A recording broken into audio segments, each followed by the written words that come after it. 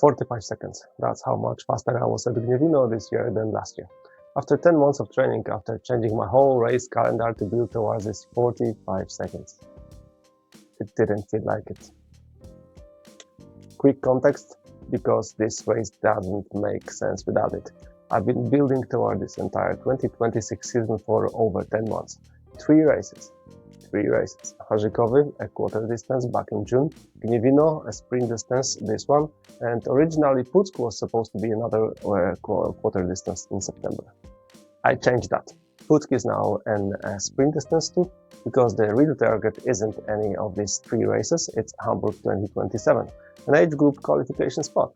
And with the time I actually have to train, call it 7-8 hours a week, the sprint distance is the realistic format. So the last two races of this season aren't just races, they are rehearsals. Swim first. 475 meters, no wetsuit, that was deliberate. I didn't want to lose time in transition, peeling it off.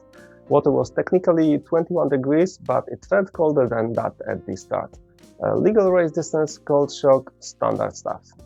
Here is the honest part. The result was almost identical to last year, and that stings a little because I genuinely felt like I trained more this year. More pull sessions, more focus, but the clock doesn't care how it felt.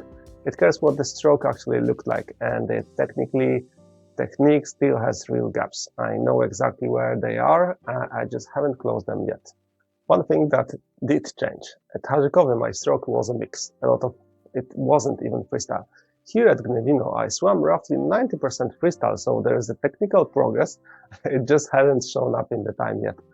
That's a real distinction. Progress and the results aren't always the same line of the graph. Now the bike, and this is where the real story is. Going into this race, my FTP, the number every single one of my training zones was built on, was set at 240 watts.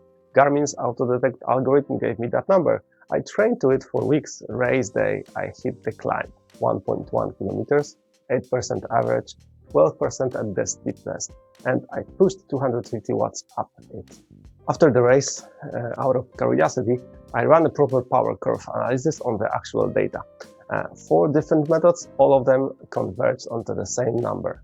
I wasn't racing at 105% of threshold on that climb, which is reasonable. Aggressive race day number. I was racing at roughly 120% of my real threshold.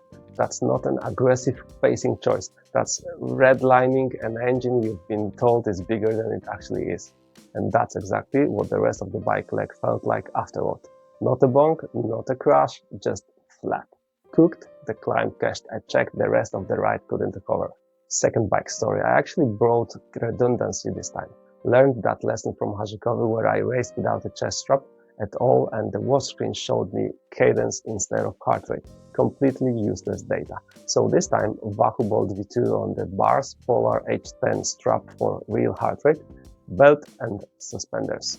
The H10 died mid-race, and I didn't know it. I rode the entire bike leg thinking I had accurate heart rate data, when really I was looking at the watch's own estimate the whole time. You can prepare for the thing you've worried about and still get blindsided by the failing silently. The run is honestly the one part of this race that went the way I planned it. First kilometer or two, I deliberately held back, didn't want to come out of T2 with my heart rate spiking and pay it forward later, which is exactly what happened to me at Harzykowy. So, second half was clearly the stronger half. Heart rate settled, cadence settled, and I actually had something left for a real finishing kick at the end. If I'm looking for the one thing that worked exactly as intended today, it's this. 23rd overall, 4th in my age group. Last year at the same time I was 44th. Overall, 13th in my age group. On paper, clearly better. 45 seconds better. Total. After everything I just told you. So here is the question I genuinely don't have a clean answer to yet. Was this mainly the FTP problem, a training block built for weeks on a number that was 15% too high? Or is there a second issue underneath that? I trained a lot of this block with quarter distance pacing in my legs from Harzykowy, and sprint distance race is a different animal, shorter, sharper, less forgiving of a slope built into effort, calibration error, or a specificity gap. Probably both, honestly. I'm not going to pretend I've fully solved it in this video. So, two concrete changes going forward.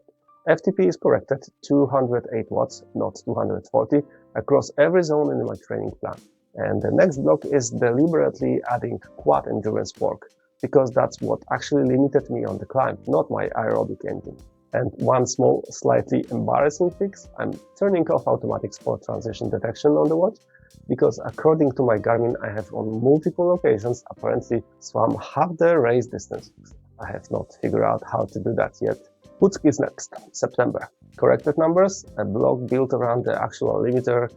This time, that's the real test of whether today's problem was the number or something deeper. This is part of the road to Hamburg 2027. If you want to see whether the fix actually works, stick around.